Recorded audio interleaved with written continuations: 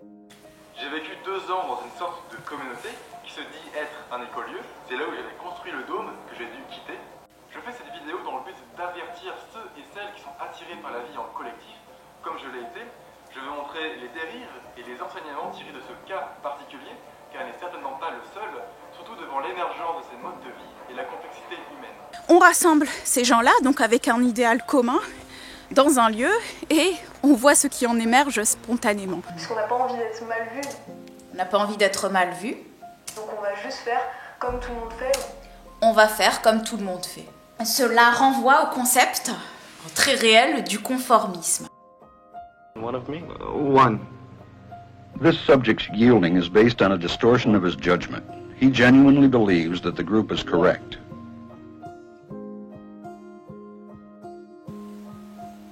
Alors bonjour et bienvenue dans cette vidéo, dans cette deuxième partie de vidéo d'analyse d'un témoignage. Je voulais juste spécifier que à plusieurs reprises, cette caméra s'est éteinte. À plusieurs reprises, j'ai dû reprendre ou pas. Donc, les coupures anormales et parfois certaines incohérences dans la continuité d'un raisonnement sont normales. Et j'ai quand même voulu publier cette vidéo-là, tout en me disant que, eh bien, la prochaine fois, je m'améliorerai au niveau technique. Voilà, bon visionnage et n'hésitez pas à faire part de vos peut-être observations, commentaires ou même expériences similaires. Voilà, je vous dis à très bientôt.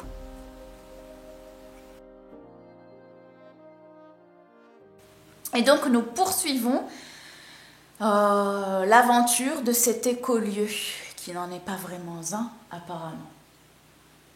Donc là, Floriane nous parlait de ses expériences en écolieu. Donc elle parlait de conformisme où tout le monde, finalement, par ses propres besoins socio-affectifs, d'appréciation par le groupe et des semblables, de pouvoir se conformer finalement aux attitudes et aux comportements du groupe, quitte à entraver la vérité. Donc ça, c'est lié à des besoins psycho-affectifs, socio-affectifs, et aussi à des besoins, c'est pas vraiment un besoin, mais disons au besoin de ne pas paraître différent, parce qu'il faudra après assumer cette différence, et il faudra donc avoir la force nécessaire qui va avec.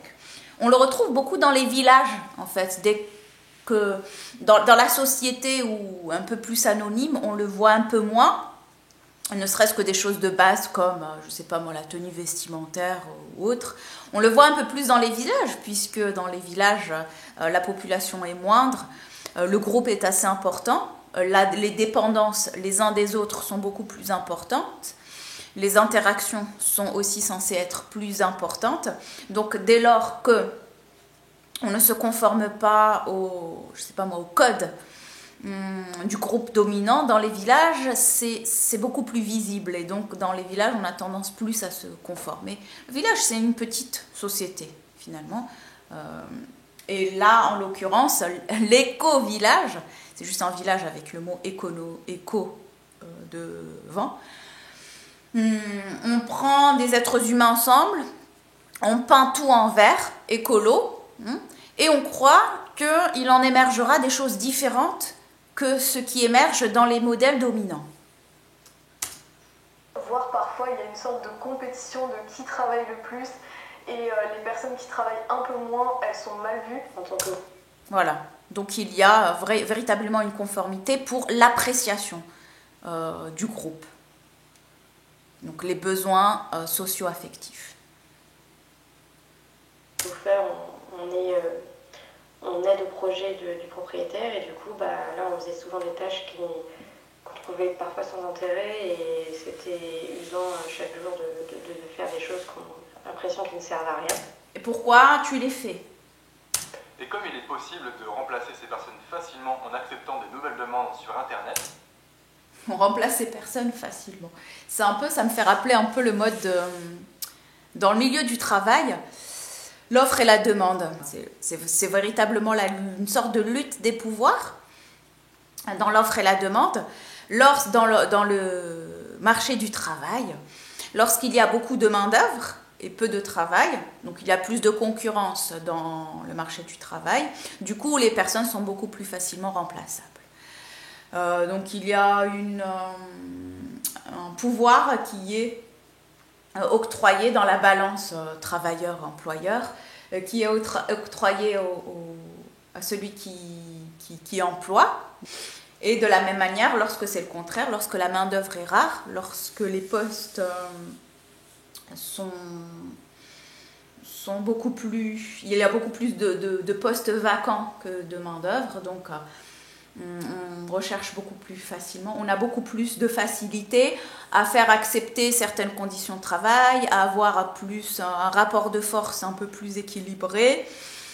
Voilà, ça c'est étudié en économie aussi. Et c'est drôle qu'il en parle parce que j'ai l'impression que c'est ça. Vous êtes facilement remplaçable. C'est vraiment de la main-d'œuvre considérée comme de la main-d'œuvre. Donc c'est une analogie avec le marché du travail qui pourrait être pertinente dans ce cas-là.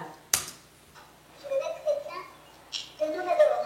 J'ai 24 demandes là que je n'ai pas partie de choix pour trouver des gens qui rêvent d'être ici et qui vont profiter de l'eau, de la maison, de l'arrosage,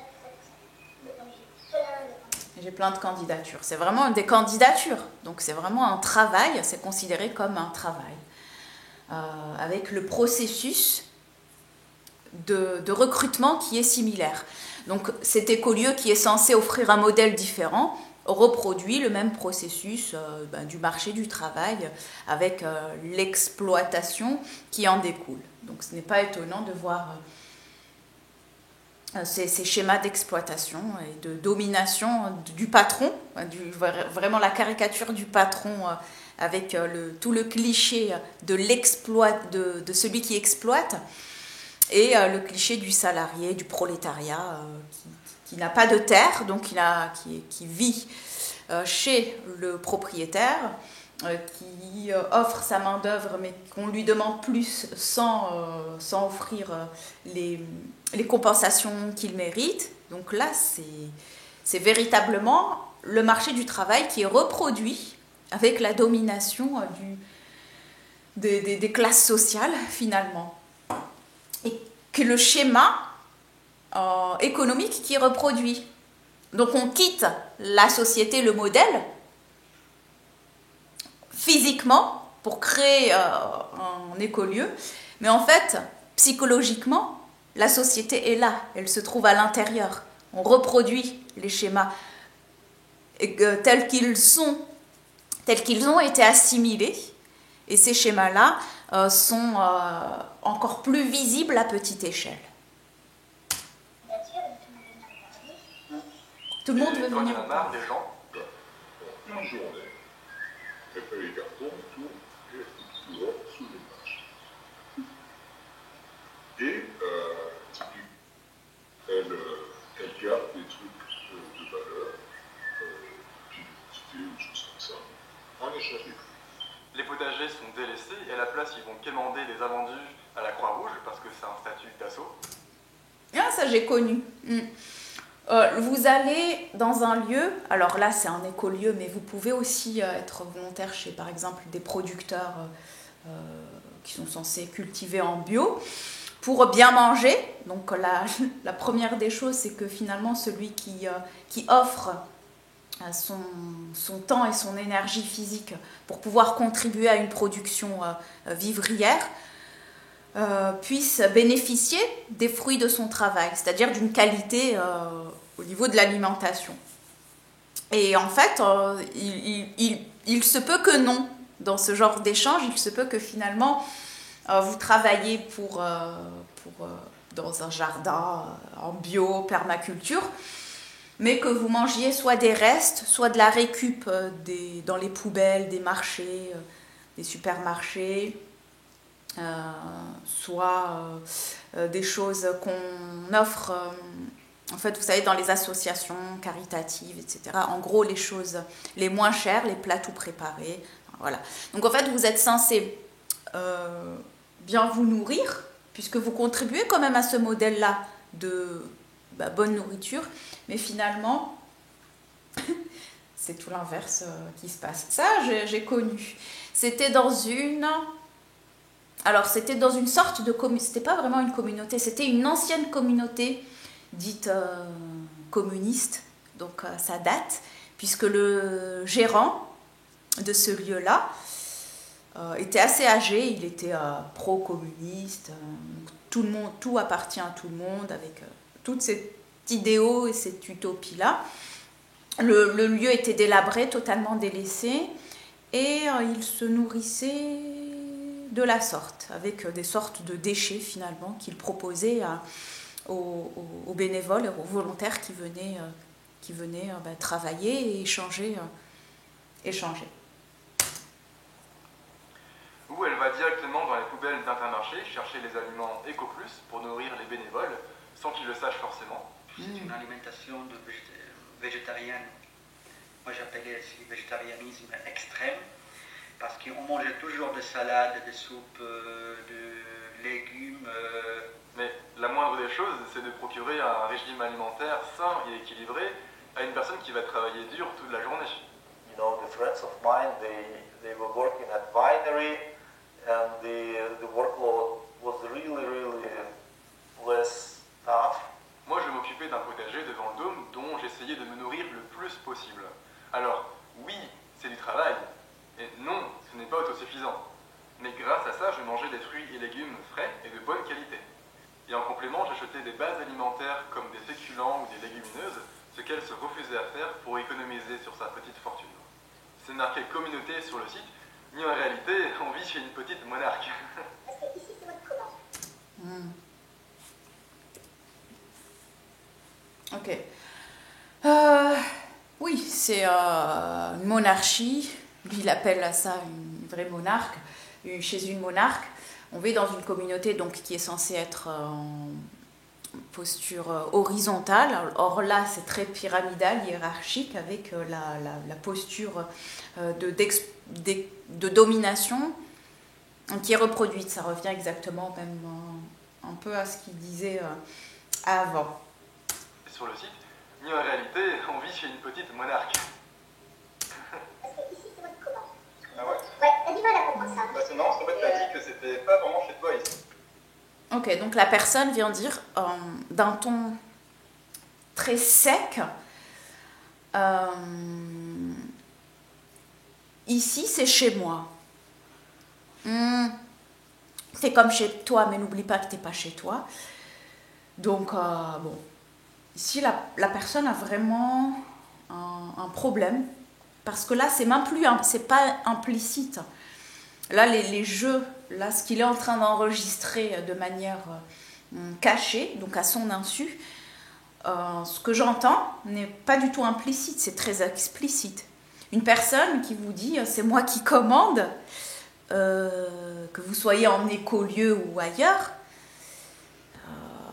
j'ai envie de dire c'est même c'est à cause de vous, c'est le fait que vous restiez qui fait en sorte que cette personne continue. Ce qui est aussi intéressant, c'est marrant car tu as dit que c'est pas vraiment chez toi. Alors, là je vais souligner un principe important de ce qu'on appelle la communication. Donc la personne se permet, donc la propriétaire des lieux, déjà se permet de dire à une autre personne c'est moi qui commande. Alors déjà, dans une communication, il y a l'information brute, mais il y a aussi derrière les intentions. Et il y a les perceptions de chacun des interlocuteurs, avec toute la psychologie qui en découle. Si une personne déjà se permet de vous dire ça, il faut revoir le schéma avant. Qu'est-ce qui s'est passé avant pour pouvoir vivre cela et pouvoir expérimenter le fait qu'une personne vous dise, une adulte, vous dise ici, c'est moi qui commande. C'est d'autant pire dans un écolieu, puisqu'en fait les schémas proposés sont très différents, Mais c'est tout autant inacceptable partout, pas seulement en écolieu. Donc qu'est-ce qui a amené cette personne à se permettre de vous dire ça? Parce que est-ce qu'elle se permettrait de dire la même chose à une autre personne dont elle a une autre perception? Ici, les responsabilités sont partagées. Si la personne se permet de se comporter comme cela avec vous, c'est qu'effectivement la personne a un problème et que peut-être que oui, vous aussi, vous avez une part de responsabilité dans le sens où vous laissez et vous consentez à ce que cette personne se permette de vous traiter de la sorte. Il y a ça. Deuxièmement, si on devait analyser la réponse du jeune homme, j'ai oublié son nom.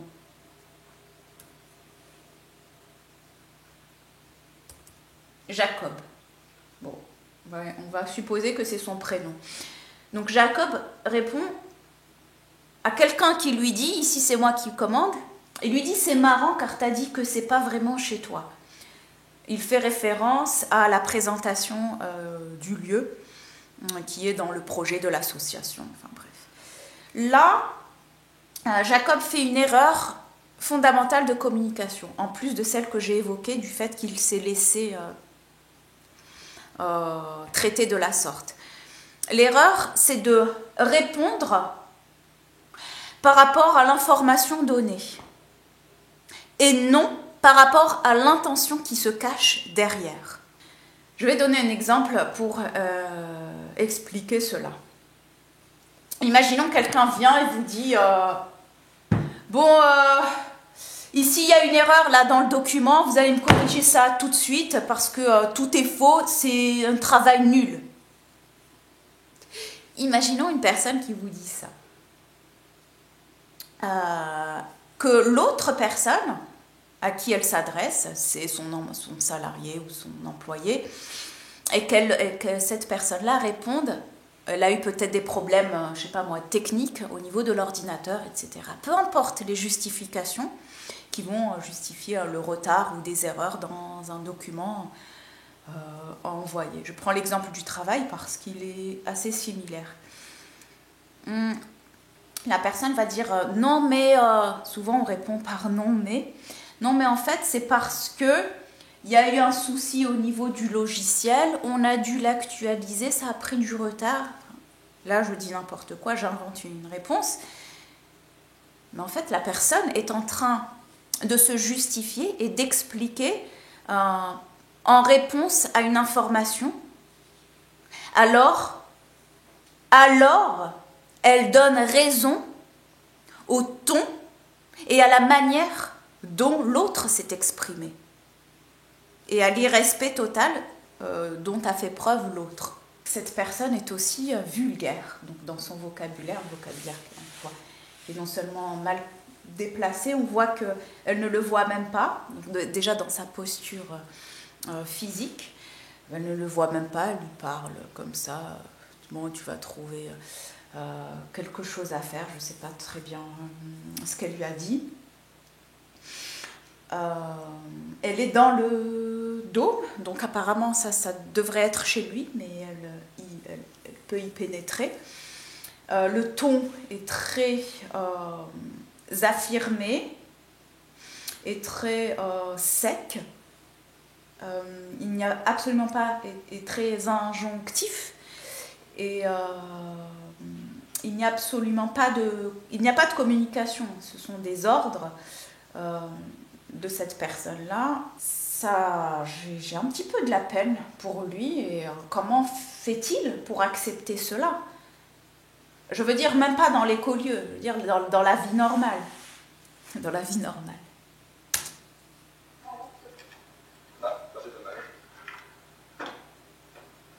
Elle a joué de son pouvoir et m'a interdit le passage par la propriété pour créer un sentiment d'isolement face au reste du groupe. Donc je n'avais plus de temps, plus de liberté, je n'avais pas non plus d'espace personnel ni d'intimité.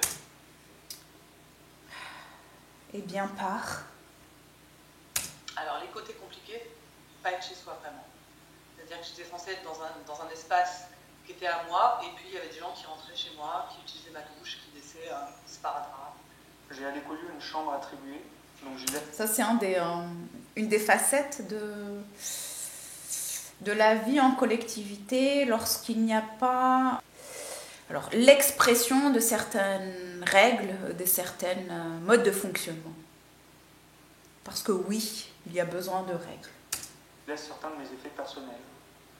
À mon retour de vacances, j'ai la désagréable surprise de n'en retrouver qu'une partie. Passé l'incompréhension et la rumination, je questionne ce qui m'explique qu'elle en a jeté l'autre partie.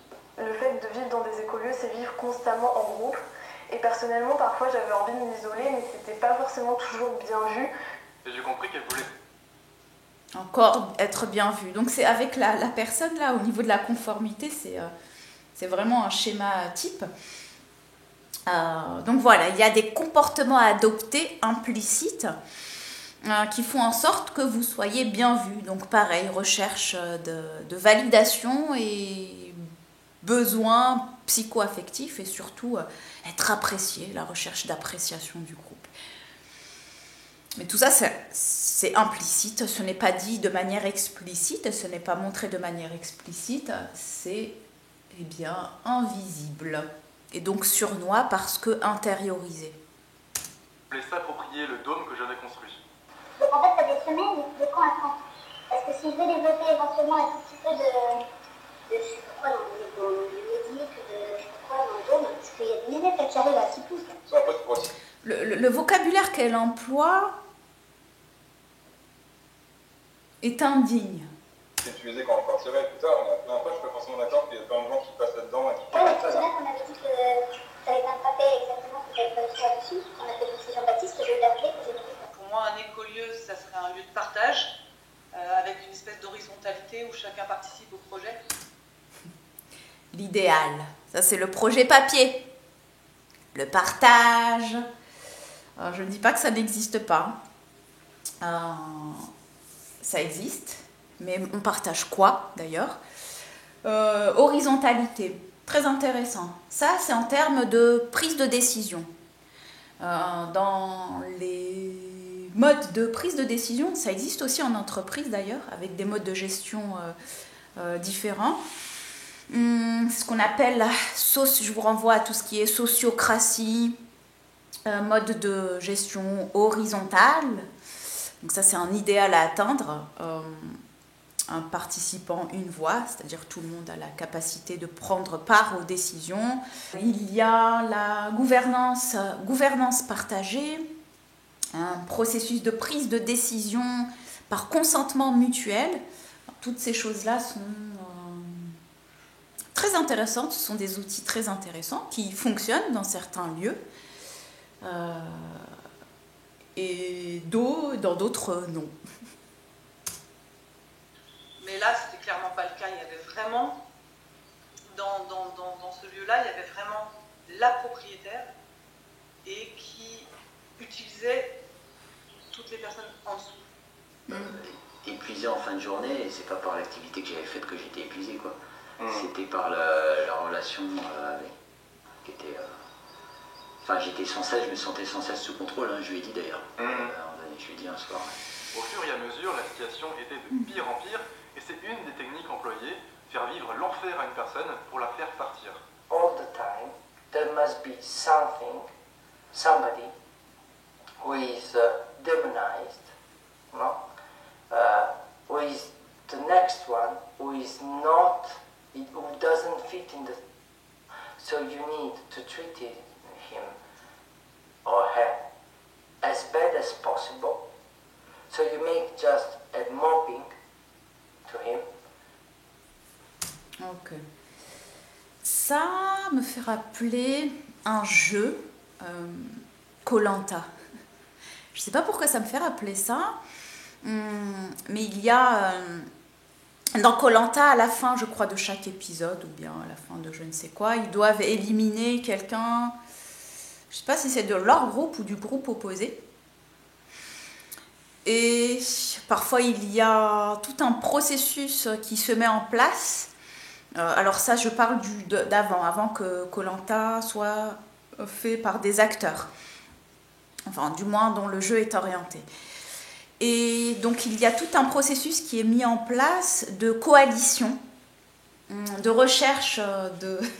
ça je l'ai vécu, de recherche de soutien pour pouvoir éliminer l'autre. Il faut le détruire, donc on va rechercher des alliances. C'est des stratégies type de guerre, voilà, de domination par le groupe. Donc par exemple, là il explique que si on veut éliminer quelqu'un du groupe, pour ne pas que ça soit direct, et pour aussi asseoir sa prévalence psychologique, pour aussi asseoir son emprise psychologique sur les autres, il faut que ce soit intériorisé. Il faut montrer que celui-ci n'est pas bon, qu'il ne doit pas rester, donc il faut l'éliminer. Et l'éliminer, ça va passer par tout un jeu de harcèlement, tout un jeu stratégique de manipulation de sorte à ce qu'il soit isolé, et puis d'alliance. On rallie toujours les personnes à notre cause pour pouvoir éliminer le mal. On reste parce que ce lieu a un potentiel de faire de très belles choses. Et on a espoir Il y en a plein d'autres. Se bonifie et on croit qu'on peut le changer malgré ce gros point noir. Non. Personnellement, je vivais à l'extérieur de la maison commune, donc j'ai été épargné au début. J'étais indépendant. Je vivais dans le dôme, donc je voyais les autres le soir, après le travail ou les week-ends. Le deal, c'était que je construise le dôme, que j'utilise pendant les 3 ans de ma thèse, et après je partais, je lui donnais. Je voulais vraiment profiter au moins un petit peu de fruits de mes efforts. On a tous été appâtés sur des promesses non tenues, une non-reconnaissance du travail fourni. On a travaillé durement en espérant réaliser des projets, en apportant nos compétences avec des activités de bien-être, de construction écologique. En apportant nos compétences. Souvent dans ces lieux-là, ou dans la mise en place de ces lieux-là, ce qu'on recherche, c'est des compétences. C'est un peu vraiment, c'est le milieu du travail, quoi. On vous dit, qu'est-ce que tu es capable de faire ? Voilà. Et tu offres ta force de travail et tes compétences pour un projet, en l'occurrence, si c'est un projet, d'accord ? Pour un projet commun, pour une vision commune, pour une philosophie commune. Là, en l'occurrence, apparemment, c'est pour une personne. Des permacultures, cet endroit est devenu malsain car les grands piliers de vie communautaire et de permaculture humaine ne sont en fait pas appliqués. La demande d'investissement personnel augmentait au cours du temps. J'ai fait l'effort. S'il y a une demande, il peut y avoir refus ou acceptation. Pourtant, de donner mes disponibilités pour l'aider dans son projet, mais ce n'était jamais satisfaisant.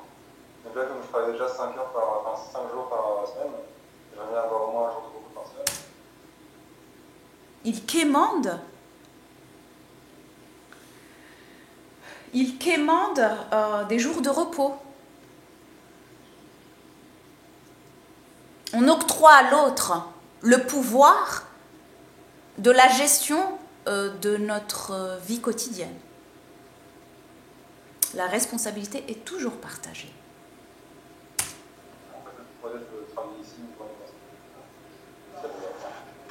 Mais après, le soir, quand t'as eu que des temps, c'est quand même travailler la terre. C'est clair que je pense pas que tout ce avec les gens, ça va faire des ça. Je considère que chacun a sa part de responsabilité dans ces situations-là. Pour ça, je conseille d'aller vers la communication, de mettre par écrit les droits, les devoirs. Comment dire ? Les principes de communication. Quand je vois la personne, la manière dont elle s'exprime, il n'y a pas de communication possible. La manière dont elle s'exprime, déjà au niveau de la posture, l'intonation, le vocabulaire qu'elle utilise, est-elle ouverte véritablement à une communication ? Je ne crois pas. En tout cas, ça n'a pas l'air d'être le cas. J'avais écrit un contrat selon nos accords oraux qu'elle a toujours refusé de signer. Je conseille d'aller vers l'honnêteté, d'exprimer ce qu'on ressent, d'exprimer... Ne jamais exprimer ce que l'on ressent avec des personnes manipulatrice. Règle numéro 1. Ce que Jacob, c'est Jacob ? Oui. Ce que Jacob exprime, c'est un des principes de la communication non violente, la CNV. On exprime ce que l'on ressent. Il y a des manières de fonctionner selon des situations. Lorsque les situations diffèrent, il faut être capable de fonctionner différemment et non pas utiliser un outil pour toutes les situations. Les principes de communication non violente, effectivement, sont des outils très très intéressants pour pouvoir communiquer. Autrement, pouvoir exprimer de manière verbale et non verbale ce que l'on ressent, pour pouvoir fluidifier la communication, enfin bref, pour pouvoir atténuer aussi certains conflits, malentendus. C'est un outil très intéressant, mais là on ne l'emploie pas avec cette personne. Je veux dire, c'est un peu... ça correspond à l'idéalisme, à l'idéal que recherche cette personne parmi tant d'autres. C'est-à-dire qu'ils ont une sorte de package tout fait, la solidarité, le partage, l'horizontalité, et ils veulent l'appliquer à un lieu qui, soi-disant, l'applique, mais en fait qui ne correspond pas au réel. Il faut faire la différence entre ce qui est narré, ce qui est écrit, et ce que l'on ressent, ce que l'on vit. C'est dans ce sens-là où l'idéalisme, ou l'idéal, sans le discernement, conduit à des désillusions. Et nos besoins, ne pas dire de mensonges. Et est-ce que tu veux vraiment le dire? Dis-moi, du coup, est-ce que tu veux que je reste? Alors, est-ce que tu veux que je reste? Donc déjà, encore une fois, on octroie le pouvoir à une personne. C'est ta volonté. la communauté ne veut pas que je reste. D'accord. Dilution de la responsabilité. On sait très bien que cette personne-là, bon, ça fait partie du package, encore une fois, bon, du pack de ce genre de profil, très intéressant à analyser, moins intéressant à vivre parmi les personnes vulnérables et qui sont en quête d'expérience et d'idéaux. Ce qui est intéressant ici, c'est que dilution de la responsabilité, la personne, on sait très bien que c'est exactement ce qu'elle pense, mais pour ne pas être responsable de ses dires, va se diluer dans le groupe. Elle va dire le groupe pense que. En fait, c'est pas le groupe pense que, c'est moi je pense que. Mais voilà, dilution de la responsabilité, ça veut dire que on dilue, comme son nom l'indique, la responsabilité de ses propres paroles pour ne pas avoir les conséquences et pour ne pas subir les conséquences et devoir à se justifier de ses paroles. Moi, ça peut prendre à tout le monde. Parce que moi, plus personne ne voit que Alors que j'entendais très bien avec les autres personnes du groupe. Les tensions étaient si fortes qu'on a voulu mettre en place des cercles de parole pour apaiser les situations. Cercle de parole. Très dangereux, encore une fois, pour des personnes manipulatrices. Ça veut dire qu'en fait, finalement, c'est un peu le principe de la démocratie participative, je crois. C'est-à-dire qu'on va donner l'illusion de l'écoute, mais finalement, dans les actes, dans les actions, concrètement, on sait très bien qui a le pouvoir, et c'est moi qui déciderai quoi qu'il en soit. Je te donne des miettes, vas-y, exprime-toi. Cause toujours, tu m'intéresses. Finalement, je fais ce que je veux. Qu'est-ce qu'il y a? Et juste après, on se sentait beaucoup mieux d'avoir partagé nos émotions. Et le lendemain, rebelote, ça recommençait, comme si ça n'avait rien changé. Les différentes réunions d'explication. Ah, les cercles de parole. J'ai déjà assisté à plein de cercles de parole. Lorsqu'ils disaient demain, ça recommençait, c'était la même chose. Est-ce que je dis l'anecdote? Oui. Ok. Aux États-Unis, j'ai eu une expérience très intéressante dans une... Bon, c'était pas vraiment une communauté, mais disons que c'était une communauté en devenir. C'était une personne qui vivait dans la forêt de manière autonome et qui voulait partager ses compétences et ses expériences en termes de vivre en forêt. C'est-à-dire c'était vraiment un côté pratique, comment développer ses outils, ses propres outils, comment pouvoir vivre dans la forêt. Là, c'était pas en l'occurrence la mise en place d'un jardin, c'était vraiment dans une forêt.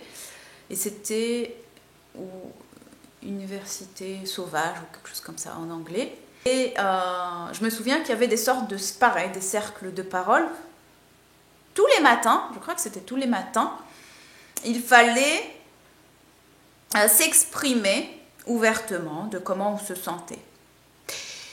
L'implicite, la considération qui est donnée du gourou par rapport aux membres du groupe, c'est que plus on va mal, plus on exprime un mal-être, plus il y aura de la considération et de l'infantilisation.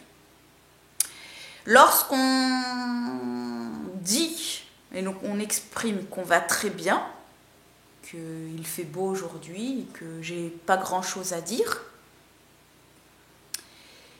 eh bien c'est un peu mal vu, implicitement. Donc plus on va mal, plus on est vulnérable, plus on exprime ses émotions, mieux c'est de la part de ce gourou-là. Et donc, lorsque on exprime des émotions par rapport à des manipulateurs, au mieux il s'en fout, au pire il utilise ça contre vous. Et de remise au point n'ont eu aucun effet. Je pense qu'il y avait un gros manque de communication, souvent on communiquait dans le lieu, c'était souvent en one-to-one.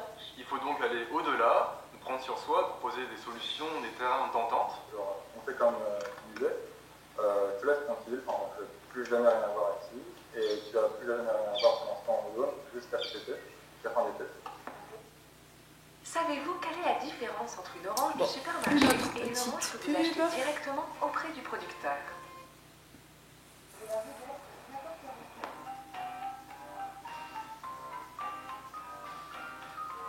Donc là, on voit qu'il y a des personnes qui visitent le lieu et qui rentrent chez lui.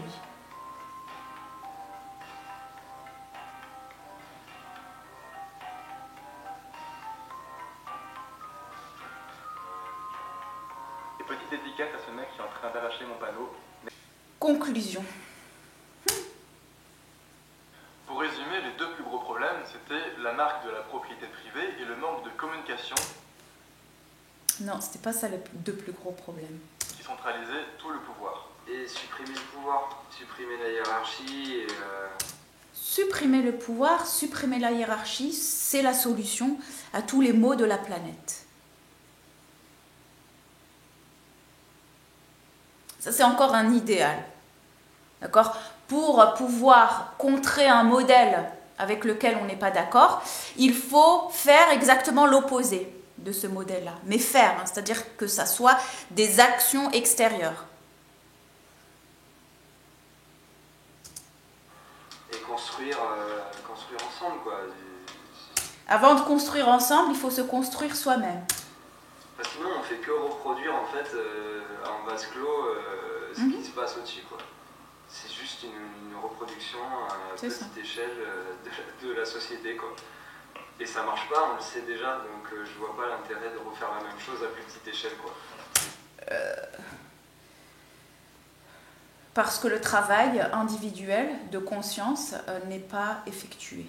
C'est encore plus violent, en fait. Au fond, ce lieu ne fonctionne pas. Oui, c'est beaucoup plus violent. Il est compensé par de la maltraitance humaine parce que la propriétaire n'arrive pas à déléguer, à partager son projet. Non, c'est pas parce qu'une personne n'arrive pas à déléguer un projet qu'elle compense par de la maltraitance humaine. Et à faire confiance aux personnes, à soulager sa dose de responsabilité, ce qui n'est pas forcément... Si une personne est submergée par un projet, en quoi elle va compenser en maltraitant d'autres personnes? Ça n'a aucun sens. Évident en fonction de ce qu'on a vécu par le passé. Donc quand on veut héberger une communauté, il faut être sûr qu'on soit mentalement stable et prêt à le faire. Comment être sûr que l'on est mentalement stable? Bonjour, oui, je suis instable mentalement, donc je ne suis pas prête à monter une communauté. l'instable mental ne sait pas qu'il l'est. Et d'ailleurs, qu'est-ce qu'un instable mental? Tout comme le fou, entre guillemets, le fou, ne sait pas qu'il l'est. Sinon, il ne serait pas fou. Quand en fait, on peut faire du mal à soi et aussi aux autres personnes qui peuvent être fragiles. Ce travail... D'après le critère de cette personne-là, de ce que j'ai entendu et tous les témoignages, cette personne s'en fiche complètement de faire du mal à d'autres personnes. Extérieur et le besoin de communication est souvent sous-estimé. Et à mon avis, c'est pour ça que ces systèmes ont du mal à fonctionner. Et on peut arriver sur des... Non, c'est pas pour ça que ça ne fonctionne pas. Ça ne fonctionne pas parce que les schémas intérieurs ne sont pas remis en question. Parce que les aspirations profondes ne sont pas mises sur la table. Parce que il y a toujours un principe de domination et de reproduction d'un schéma sociétal que l'on a en nous et qui est juste polissé. Parce que c'est tout sauf de la communication. La communication, c'est vrai. C'est pas tout sauf de la communication. La communication ne peut pas avoir lieu si les deux parties n'ont pas cette volonté-là et cette conscience d'un changement, de l'importance d'un changement intérieur, d'une expérience plus élargie que son propre intérêt personnel. Voilà, où mène en gros une sorte d'idéalisme sans discernement. Il faut discerner, il faut pouvoir avoir cette capacité-là à observer le réel tel qu'il fonctionne. L'être humain dans toutes ces facettes-là, sans vouloir enjoliver les choses, malgré tous les idéaux. Cette personne, heureusement qu'elle a cette envie d'aller dans quelque chose qui soit plus beau pour l'individu, mais aussi pour le collectif. Mais ce désir ne devrait pas effacer une certaine réalité. Dans ce cas-là, on plonge dans des désillusions. On fait abstraction de ce qui est, de ce que l'on ressent, de ce que l'on observe, parce que l'idéal prévaut. C'est comme si je me racontais des histoires, en quelque sorte. Et c'est un peu ça.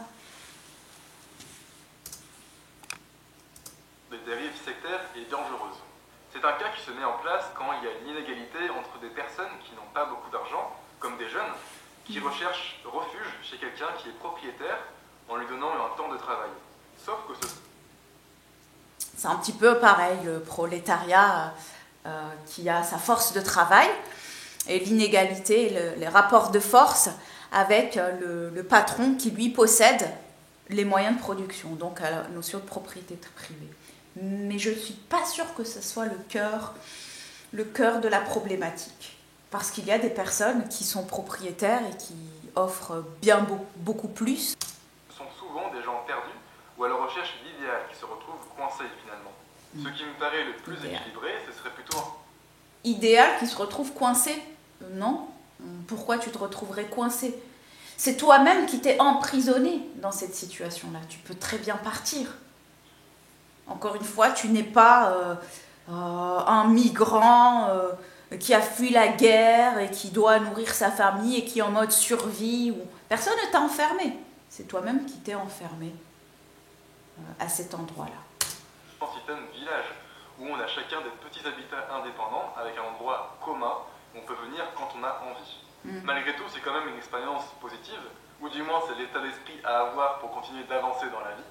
Et j'ai aimé être dans cette bulle, de rencontrer des gens qui avaient les mêmes aspirations, car ils étaient attirés par cette vitrine du site, même si on n'a rien vu sur place. On a pu échanger sur tout plein de points de vue, et aujourd'hui ce sont des gens avec qui j'ai gardé contact, que je vois encore régulièrement. C'est une relation aussi qui a été permise au sein d'un lieu un peu chaotique, mais c'est plein de petites relations qui réchauffent en fait qui réchauffent le cœur. Alors, je vois des personnes qui sourient, qui sont bien ensemble, il y a pas mal de rencontres et d'échanges, c'est super. Mais ces choses-là peuvent être vécues dans un lieu dans un autre lieu. C'est-à-dire qu'on accepte de donner son énergie là par mendicité par mendicité relationnelle et affective. C'est un petit peu comme, ça me fait rappeler le collège ou le lycée. Au collège où par exemple on pouvait, certaines personnes, dont je fais partie, ont très mal vécu le système carcéral qu'offrait le système éducatif et notamment le collège, par l'infantilisation, par le manque d'autonomie, par les méthodes utilisées, par le contenu des enseignements, etc., etc., par la considération aussi que ces adultes-là ont, du moins avaient, des élèves que nous étions. Pourtant, j'adore l'école, j'adore l'apprentissage, ce n'est absolument pas cela que je remets en cause, mais c'est le fonctionnement et la considération et les méthodes utilisées. Bref, et aussi l'infantilisation, qui fait partie du système. Bien évidemment, il faut infantiliser. J'espère que cette longue étude de cas était intéressante, enrichissante, que vous avez appris des choses à mettre en pratique, pas forcément dans un écolieu. Et je voulais souligner l'interrogation, la réflexion sur nos idéaux. Quels sont nos idéaux? Dans quelle mesure nous sommes capables de pouvoir les poursuivre? Et pourquoi nous avons ce genre d'idéaux? Et ce vers quoi ils nous mènent? Vers quoi nous mènent-ils? Comment nous les vivons au quotidien? Et comment voulons-nous les atteindre? Et pourquoi avons-nous des idéaux? La réalité dans laquelle nous vivons ne nous correspond pas. L'idéal serait de transformer ces idéaux, ces rêves, en des potentialités tangibles. Et cela implique inévitablement ce qu'on pourrait appeler un travail sur soi, un dépouillement de soi, et faire face à soi-même dans un premier lieu.